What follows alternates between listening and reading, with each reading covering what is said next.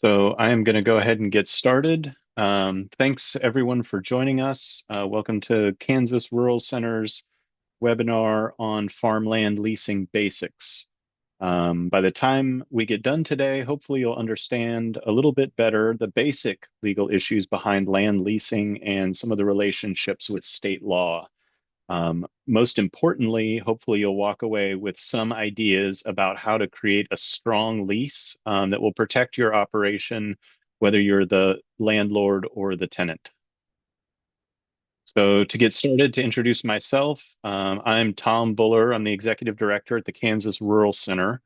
Um, Prior to my role here at the Kansas Rural Center, I spent about 18 years farming fruits and vegetables organically in Kansas in the northeast part of the state. In that time period, I have experience as a tenant, so leasing land, and as someone purchasing land that had some land leasing issues tied up in that purchase process. And also now I do rent out a little bit of land, so a landlord. So I've seen what we're going to talk about kind of from all sides.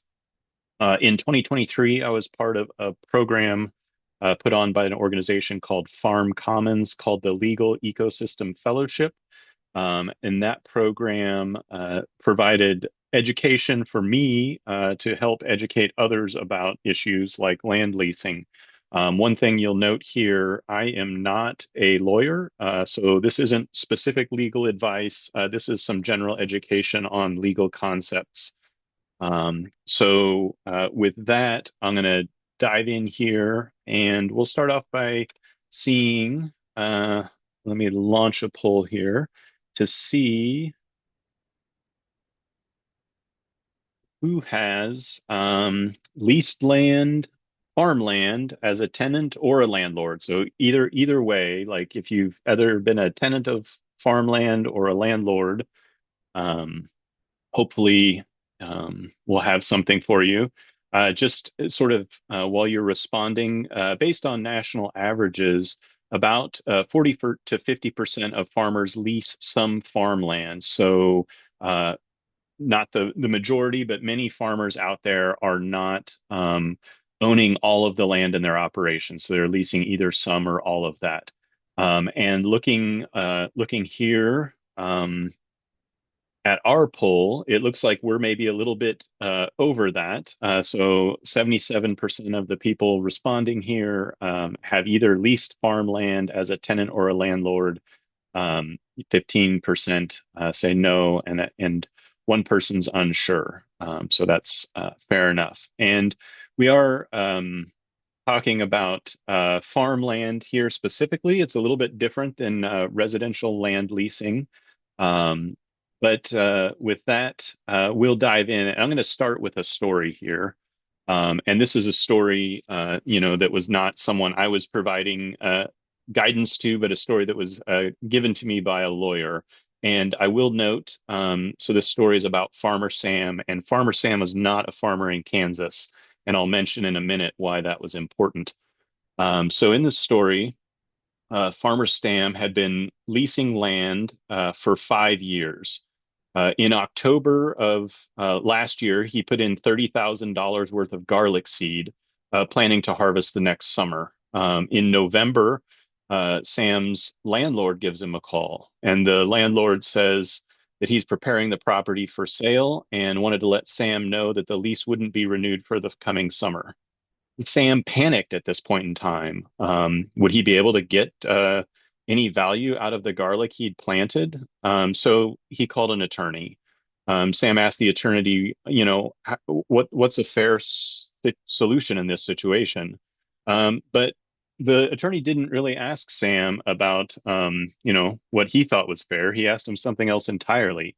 The first question he asked was, well, what did you and the landlord agree to? When you met to discuss your lease, what were the terms of that? And then Sam paused and said, we didn't really talk about that.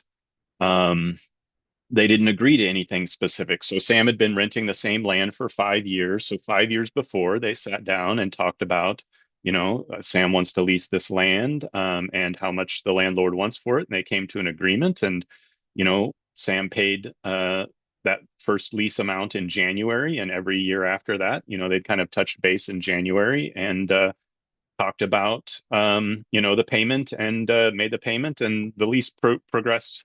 Um, so this is really the important thing to note here. In a situation like this, the first step of what's fair or what's the resolution for this doesn't start with state law. It starts with what is the agreement that the landlord and the tenant have. Um, so first and foremost, the law wants to honor that agreement. And then, when that agreement doesn't work out for some reason, then that is where the state law would step in as a backstep or a backstop. Um, since Sam and his landlord had not agreed to anything specifically, um, this was resolved via state law. And in this situation, it was not a good resolution for Sam. So Sam lost out on that $30,000 garlic crop, was not able to harvest that because in the state that Sam was in, the default law was not written to protect garlic producers. Um, so the story is meant really to be illustrative, but I did want to point out, Kansas law is not written to protect garlic producers either, but a lot of it was written to protect winter wheat producers. So we do have a provision in Kansas law that would have allowed Sam to harvest his crop the following summer as long as he had it out of the ground by August 1st. State law is a backstop. This specific situation would have worked out better for Sam had he been a Kansas farmer. But we don't want to allow things to go to that because I can come up with a million other hypothetical situations for Kansas farmers where without an agreement, a tenant could lose out on crops they've invested in, perennial crops or things like that. So we're going to talk a little bit about that process of coming to those agreements and how we can come up with a solution that will support both the tenants and the landlords. So the state law is really just a backstop for when those agreements don't work out. And it's kind of like the old saying, if you don't have a plan, the state has one for you. And that may or may not work out for you. In Sam's situation, it didn't work out for him. Like I said, if he had been a Kansas farmer, it would have worked out for him. But there's other situations where that wouldn't work out. And in this case, as a Kansas landlord, if the landlord wasn't aware of those provisions in Kansas law, trying to sell the land might have had an unpleasant surprise for him, depending on how quickly the new owners wanted to do something with it. So our goal here in this session is not to provide you an exhaustive account of Kansas agricultural land leasing law. After this session, I will send out some resources that will provide some of that information. But our goal is really to help you figure out how to build the resilience of your operation, whether that's you as a farmer or you as a landlord. And that resilience really stems down to figuring out how to come up with a solid lease. So instead of being reactive to problems and turning up, like, oh, when a problem pops up, like how does Kansas law protect me or not protect me? What we want to do is figure out how we can be proactive in setting up the terms of our agreements such that we think through some of these issues and we don't find out unpleasantly when a situation comes up, whether we're protected or whether we're not protected. All right. So how do we do that?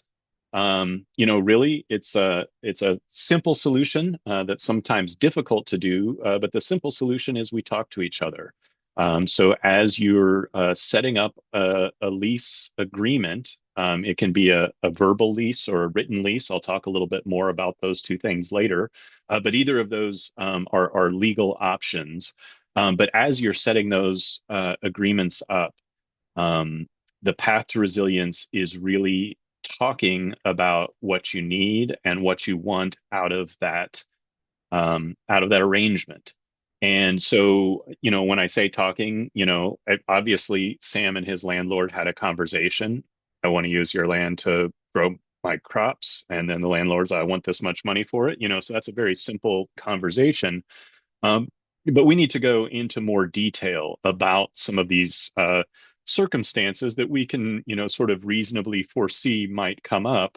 Um, and, think about what we want our operations to look like, both, as a farmer and as a landlord, and come to agreement on some things besides just how much land for how much money. Like, what is the basic rental rate is the starting point, not the finishing point, really, of some of these leasing arrangements. So let's dive into some detail about, what am I saying here? What are we talking about? So, who is leasing the land? Where is the land? And when does the lease begin? These are some really basic terms. At a next level, are there limitations on what the premise can be used for? So, if you're leasing agricultural land, can the person who's renting that land use it for on-farm sales? Can they use it for agritourism? Can they use it for camping? Because maybe, having those kinds of visitors onto your farmland can create additional issues, or maybe it's something you wholeheartedly support. As a landlord, are you open to any kind of agricultural operation, or are some things disallowed? Do you want them only to grow crops and not graze any animals on that land? Or if there are animals there, do you want to prohibit the tenant from using that land to slaughter or process animals? If there is infrastructure on the land, talking about does the tenant have access to that? So that can be things, from storage, barns, buildings like that, irrigation, electricity. Then, as you're thinking about those with the infrastructure that's already there, what happens if access is cut off? What happens if the facilities get damaged? Who's liable for those damage? If it's caused by one party or if it's caused by a windstorm, who pays for that? Who pays to fix it or who restores it? Likewise, on the topic of infrastructure, can improvements be made to the land? Can buildings be repaired? Can fences be either repaired or added? If you're talking about growing uh, fruits and vegetables, or even some livestock, can you put hoop houses on the land? If so, who's paying for those improvements and who receives those improvements or who receives the benefits of those when the relationships end? Is it expected that the landlord's going to reimburse the tenant for those costs if the tenant paid, or is that, just part of doing business? These are all things that are good to talk about as you're moving through things. Another thing that's important to talk about is, when does this relationship end? Is it an annual lease?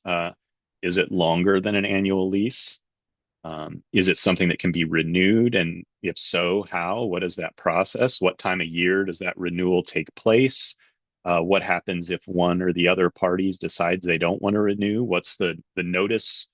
Um, what is the notice that's required? Is it something that can be terminated early, or if you sign a 5-year lease, or is everybody stuck in that lease for 5 years?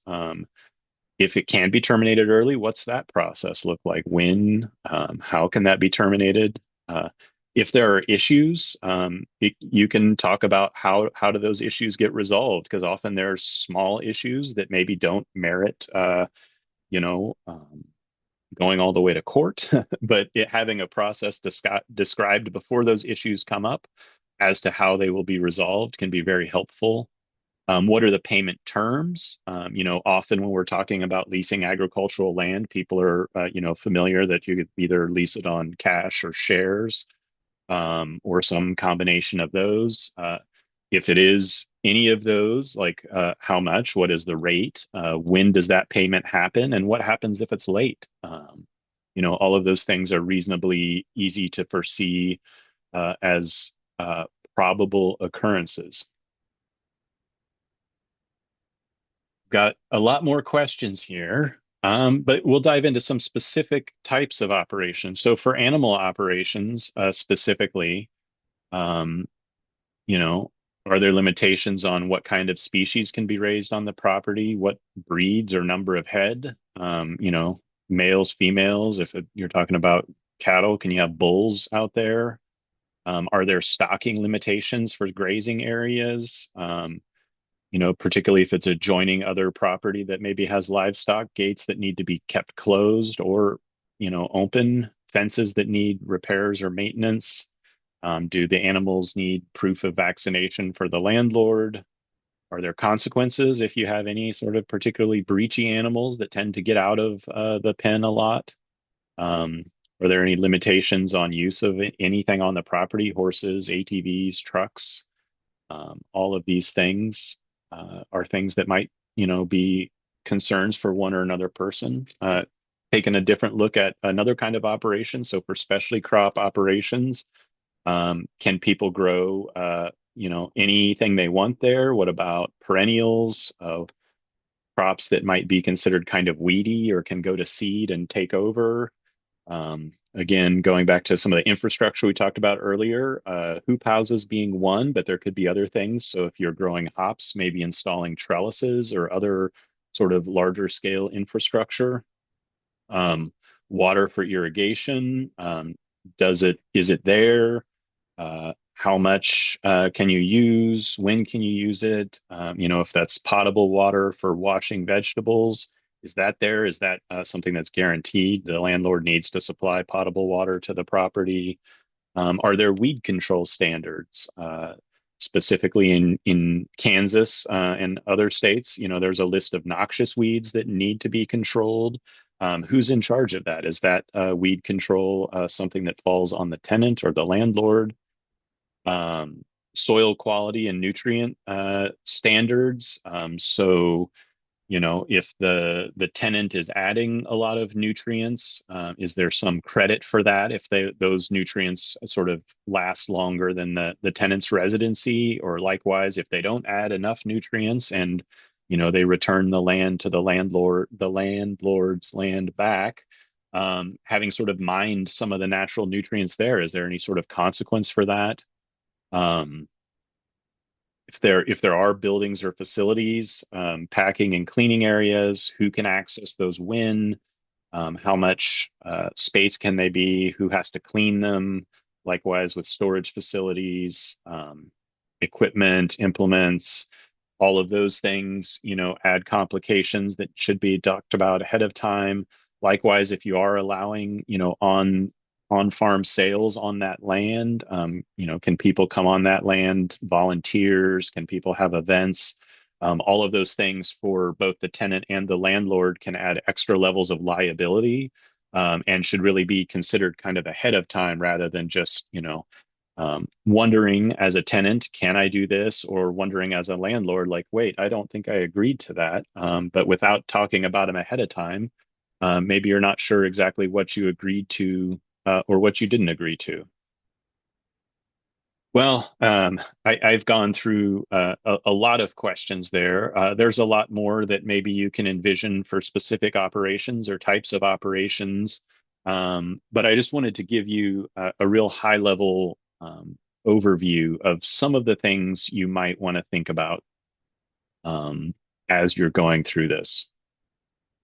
Uh, as a follow-up to this webinar, I'm going to send out a follow-up email that will have I have a list of I think it's 46 questions to think about when coming up with a lease. So hopefully I should have mentioned that so you weren't all furiously scribbling notes. But that can be helpful when going through that. Certainly not every question applies to every operation, but they kind of give you some idea of the scope of things that you really want to think about, and maybe the detail level of things you want to think about when you're having these conversations about leasing. So you might all be thinking, what's with all this emphasis on concert conversation? I just want to lease, and it seems really simple. And obviously people want to cover their own bases, and protect themselves first and foremost in this leasing thing. And I just want to say that, often, uh, you know, things go differently than we had planned, and sometimes in a good way, and sometimes in a bad way. And the better we can do thinking about some of those possibilities, thinking about some of those things ahead of time, will really help us come up with more satisfactory solutions. So we'll talk through a couple of different scenarios when we're thinking about this, because to be frank, if you wanna land lease, you can go to the extension office or online, and I'll send a link to this. There are online template lease agreements that have some of these pieces of information in there. And so you can get that template and write it down, but they come down to a relatively simple thing that's kind of, what land are you using, what's the payment rate, and maybe don't dive into some of these issues. Um, but so, like, why am I talking so much about having conversations, going into all these questions, rather than just telling you to go get one of these template lease agreements, sign it, and be done? So I'll give a couple of examples, and maybe hopefully highlight a little bit about uh, how these conversations can be useful. So here's a couple of scenarios to compare. So Farmer April is working with her landlord to lease land. Um, April shows up with one of these lease templates she got, and that covers the basics: when, where, how much money. The landlord, June, reads it and has a couple of questions. 10 minutes later, they sign it. April sends June a copy, and they put it in their file cabinets. Then we have another farmer. Says Farmer August and landlord May. Farmer August goes to their first meeting with questions like, "Do you mind if I start harvesting at 4 a.m. on Fridays and run my refrigerated truck throughout the morning harvest?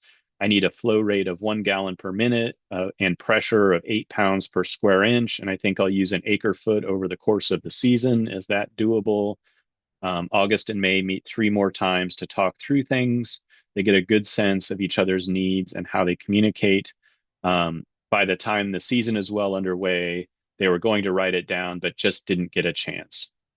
So by late July, things have started going a little crazy. Both Farmer April, the first farmer, and Farmer August both want to try some on-farm sales because their farmers market days haven't really been working out. It's been too rainy. Farmer April never asked about on-farm sales because the lease template didn't mention it. Farmer August had asked the landlord, and the landlord said it was fine, but they didn't get it in writing. So, which of these farm operations do you think is more resilient? Who's going to have more success dealing with these unplanned on-farm sales? Well, personally, I think it's probably going to be Farmer August, who does not have the written lease agreement. He and his landlord, May, have developed a relationship, and they've understood each other's needs. August is going to have a sense that whether May would allow that. They'd already talked about having on-farm sales, and May indicated that was okay. Farmer April doesn't know really if that's okay with her landlord, or whether her landlord is appreciative of her concern or her lack of sales, that her need to add this other market channel. So, in this example, even though the one farmer doesn't have a written agreement, just has an oral agreement, um, I think they're probably in a better situation to get what they need and be successful. April might get lucky, maybe would add that on-farm stand, and the landlord wouldn't have a problem with that, or maybe there would be an issue, and that would create some kind of breakdown in the relationship because it wasn't something that was agreed to or even discussed with a very basic written template. But the idea is the more we can, I guess, break outside of just using those templates that are available and really think about how to have clear and transparent relationships between the landlords and the tenants. That's really going to be the best for our farm resilience. And also as a landlord, for making sure your tenants are doing what you want. If you're the landlord in April's case, where you have the little one-page template agreement, and April starts on-farm sales, maybe you live on the farm and you don't appreciate people showing up, at all hours because for this on-farm sales. Um, maybe you'll wonder, do I have recourse to get her to stop? I did sign a lease to let her do that. So anyway, for both parties, the more we can think through some of these things and have open conversation, the better. So if it was something where, you had a good relationship with the landlord and were able to um, talk through some of these things, ahead of time, and even if they're unforeseen things that you didn't think to talk through ahead of time, having that trusting and open relationship can be very valuable.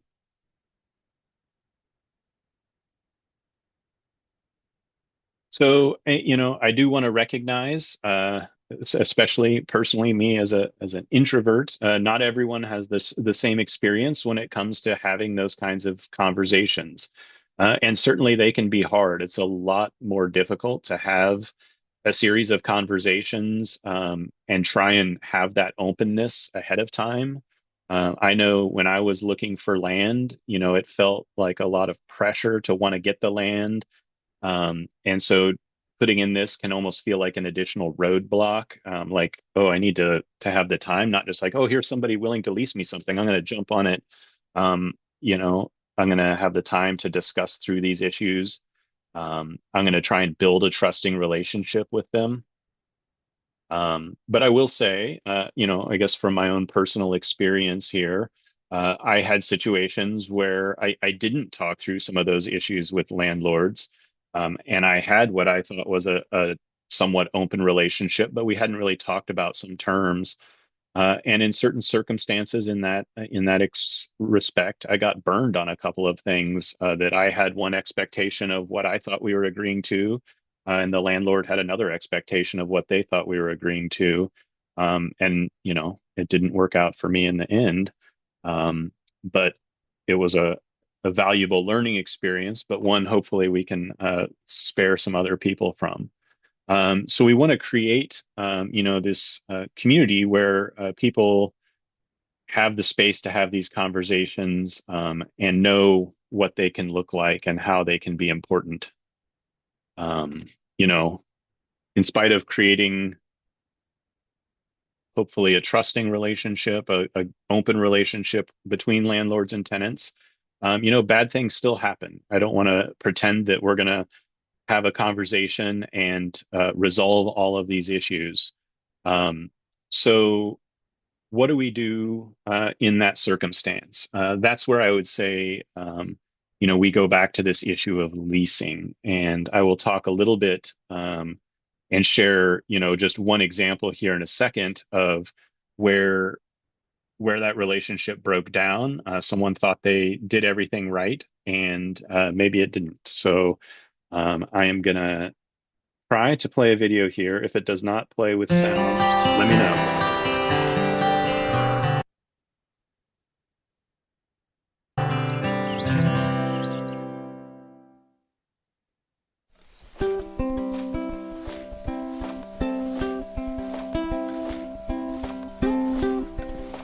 When you want to farm and you don't have land, any potential land seems like gold. You're so eager to wanting to farm it that you're willing to put yourself in a really risky position.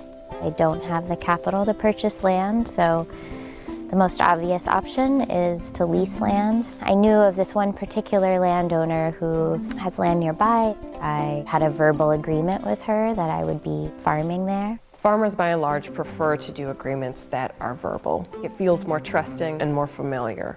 I always felt comfortable that she would follow through on her end, and I moved forward trusting that. I created an LLC for my farm business. I stopped looking for other land. I ended up leaving my job so I had enough time to plan for starting a farm. So her decision at the end was hugely shocking.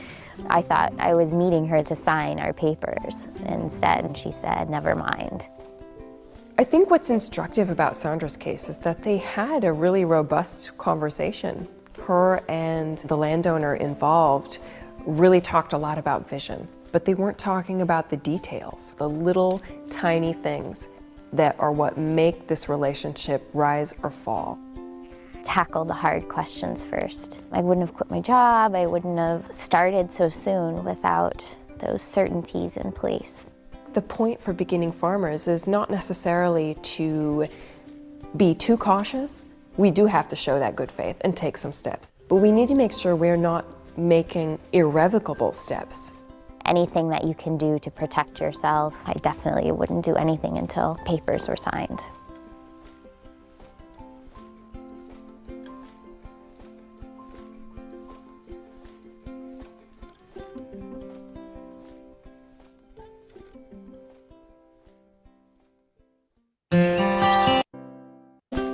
You don't have land, any potential land.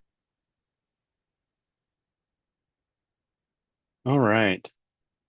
Well, it's going to take me just a second here to figure out how to get past this Agreement slide. with her that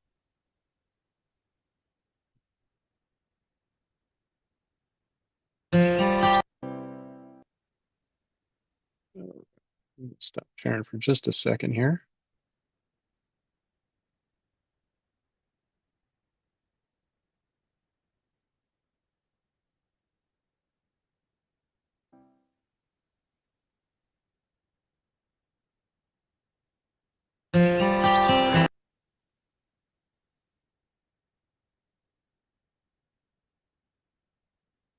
All right, I'm having problems with my PowerPoint, so while I'm pulling that back up, I think the key takeaway there is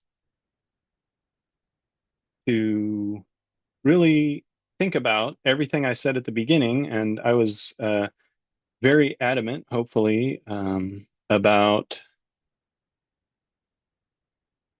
getting, getting a lease agreement verbally, but sometimes that's really not enough. So I do want to just emphasize the value of getting something in writing. And this doesn't have to be just for a situation, that's quite as dire, I guess, as the one there, where, there was a series of verbal conversations that really went into depth about everything. The new farmer quit her job to start um, start talking about what her future is, to plan her future based on these conversations, and really kind of blew up in her face because they had agreements, but they didn't have it in writing. She didn't have a written commitment from the landlord that land lease was going to move forward. So she um, really got burned in this situation. So, after I gave you an example of how I said, don't go just get the template lease and sign it and be done with that, have all these conversations. At the end of the day, it is really important after those conversations um, to get some of it down in writing, to move from just uh, having those agreements, having your understandings in your head, and putting it down in writing. There's a number of really important reasons for this. First off, it can help you preserve things in memory, especially, to go back to Farmer Sam, our first example there, who'd had sort of a oral contract that had been going on for 5 years. Over the course of 5 years, people's memories and understanding can change. Over a course of 10 years or longer, that can be even more true. So just even if everybody agrees to everything, even if you've had all of these detailed conversations, putting those down in writing is an important way to preserve that. Second, really creating clarity. When both people put put all these discussion points down in writing, there might be things that one person thought the other person agreed to that they actually didn't. In the course of all these lengthy conversations, maybe someone changed their mind, maybe they never agreed to something, maybe someone misunderstood. So if you're putting things in writing and both parties have a chance to review that, that is really critical for creating clarity. And then finally, even in the best circumstances where everyone's open and honest and, you know, tries to discuss everything they think will become an issue, there can still be problems that pop up, disagreements, and sometimes those, can end up with lawyers or with court. And yeah, so at the end of the day, getting something in writing can be very valuable to allow you, as either a landlord or a tenant, to enforce that understanding that you have.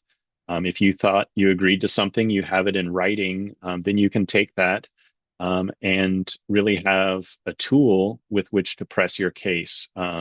So that's really important for giving both parties confidence and security. So, um, unlike just getting a template, I really don't think that the written lease is the starting point. Just having a template, filling in the dates and the names and the amount of money and the acreage. But it's also still a critical tool to have that. So definitely don't want to make you think this is all just about like if you have a nice open and trusting conversation that everything's going to be okay. Sometimes things don't work out that well, and then having a written lease is very valuable for both parties. So, how do you go about doing that? Am I telling you at this point that you have to go see a lawyer and not use one of those template forms? I would say when you're writing a lease, coming up with a checklist of things you want to include. So, of all those questions I read you earlier, some of them are probably relevant to your situation, and some of them probably aren't. Um, Figuring out what issues you want to cover as a tenant, what parts of a farm operation are important to you that you need to make sure you have clarity on. And as a landlord, like, you know, what do you want them to do? And you can't just assume like they're going to steward the land the way you want them to, or that they're going to read your mind on what appropriate weed control is, or anything like that. Having those things as agreements is really important. So coming up with that checklist and figuring out what you want to agree to, and then have that conversation, go through all of those points till you come to agreement on them. Um, and then you can move forward in writing that down. So, for instance, to go again back to Sam, someone who's planting garlic, uh, what he might want to know is something like if the lease is not going to be renewed for the next growing season, the landlord needs to let me know before October 15th. So after October 15th, if the landlord has not told me that the lease is not going to be renewed, I can assume that it will be renewed for the next calendar year and go ahead and plant my garlic. Um, Having something like that down is important. And it's something that if you're going to grow garlic or something else might be a critical part of your operation. For another type of operation, one that specifically that circumstance would be covered adequately by Kansas law, backing up Sam in this case. But another one, if you wanted to plant a perennial crop, some berries or other fruit, that maybe wouldn't harvest on that same cycle, that maybe would take multiple years, you would need a written lease for that in Kansas because an oral lease is not binding for more than 1 year. So as a tenant, you would want to make sure if your landlord says, yeah, you can plant this and you'll be harvesting something in 3 years, or you could plant your fruit trees and in 5 years you'll be harvesting, um, that oral agreement would not be binding in Kansas. So having a written agreement would be really critical to give you the security that you really need to do that. So at that point, once you know what you want to put in there, looking at those templates can be very helpful.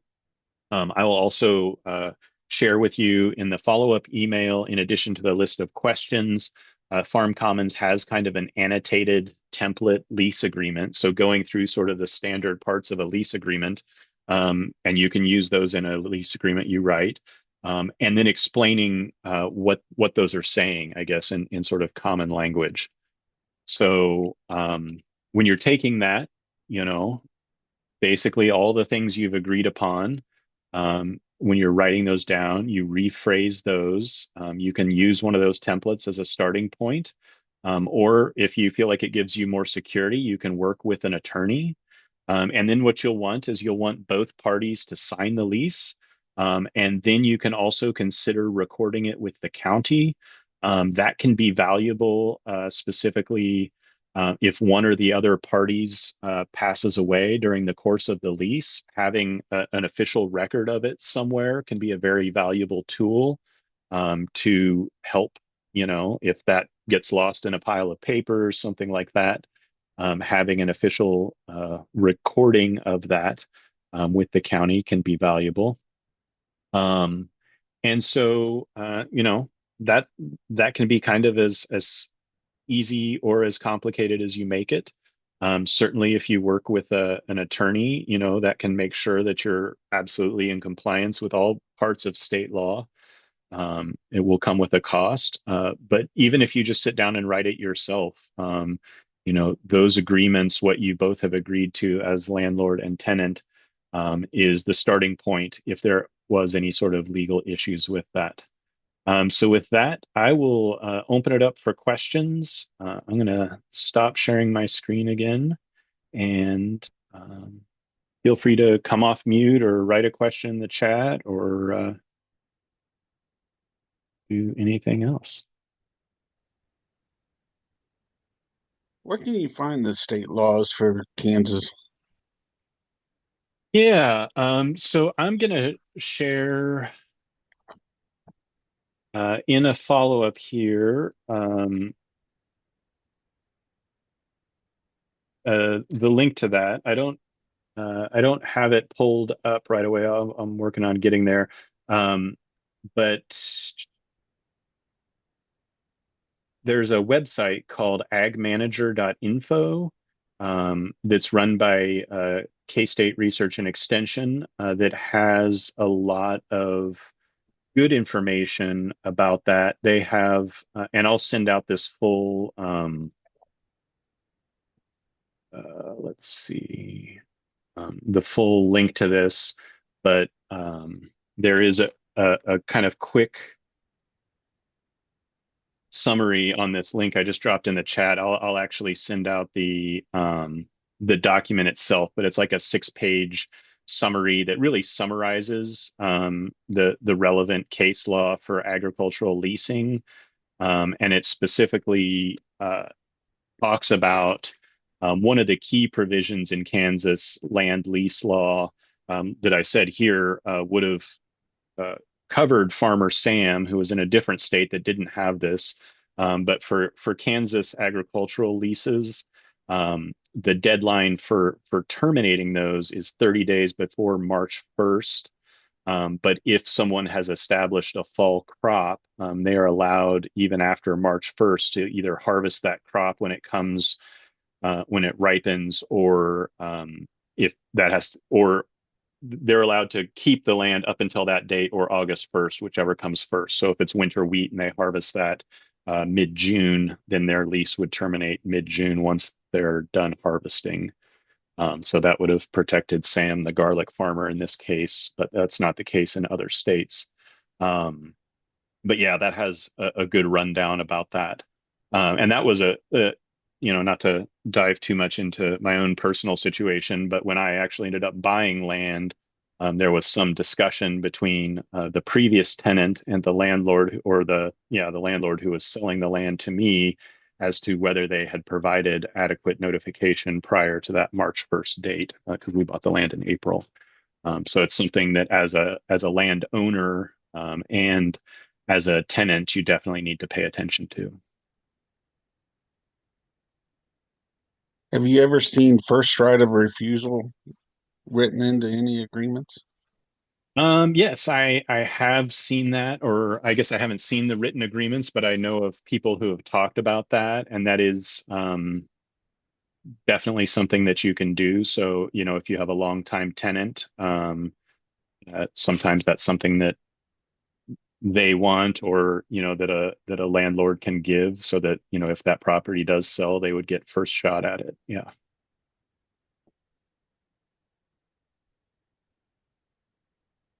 Yeah. I see a question there about resources for setting up rent prices with the drop in grain. Um, I will say, so I used to work in extension, and setting land rental prices is one of the hardest things I think to do, because it does vary so much by locality, by region, and like production capacity of individual pieces of land. I will say on that agmanager.info website, I put a different link in there now. They do try and compile land rental rates from various areas around the state of Kansas. That can give you some baseline information. Again, that's something, it's really hard to come up with an objective source for that information that's really solid, but that's one of the best sort of public sources I know of.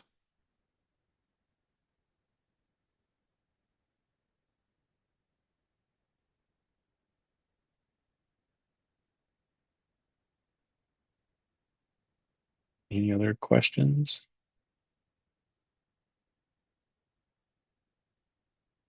Yeah. And again, yeah, that crop share versus cash lease, that is kind of an issue of preference for the landlords and the tenants. Again, at that at the agmanager.info, that same link I just gave you, they will have cash rental, and then they do have some information. I think specifically they do have a template lease that talks about shares. So they've got a bunch of uh, template leases there. I said a template lease is kind of maybe a starting place. Like, you can use some of the wording as you build those things out. But they do have a bunch of template leases for all kinds of things there. So cash and shares, as well as like a hunting lease or other sort of specific land access things like that. Um, Again, it's something using that kind of language. You do want to have conversations, with your tenants if you're landlords, or vice versa, just to make sure you're clear on a lot of those details, and then add those into those templates. But can be a good starting place.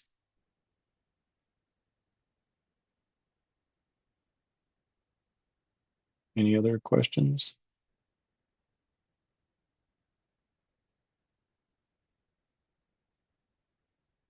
Well, if not, I really appreciate your time. Just to try and highlight the key takeaways here. Having strong leases protect both parties, the landlord and the renter, and they come from having that sort of thoughtful and open discussion on the issues that might arise in that agreement. Writing those things down is really critical to help everyone remember, to make sure everyone is in agreement, and to provide you a tool if there does come a dispute. And then finally, I will be sending out the resources linked here in the chat, as well as some of the ones I mentioned earlier, the questions for negotiating leases and things like that. I'll be sending those out in a follow-up email, along with an evaluation form. This program was supported by the work of Farm Commons, but also in part by a USDA Beginning Farmer Rancher Development Program grant. And the USDA likes feedback on those grants, so I'll send a feedback form along with that. So really appreciate your time. Hope you're having a good day, and have a great week.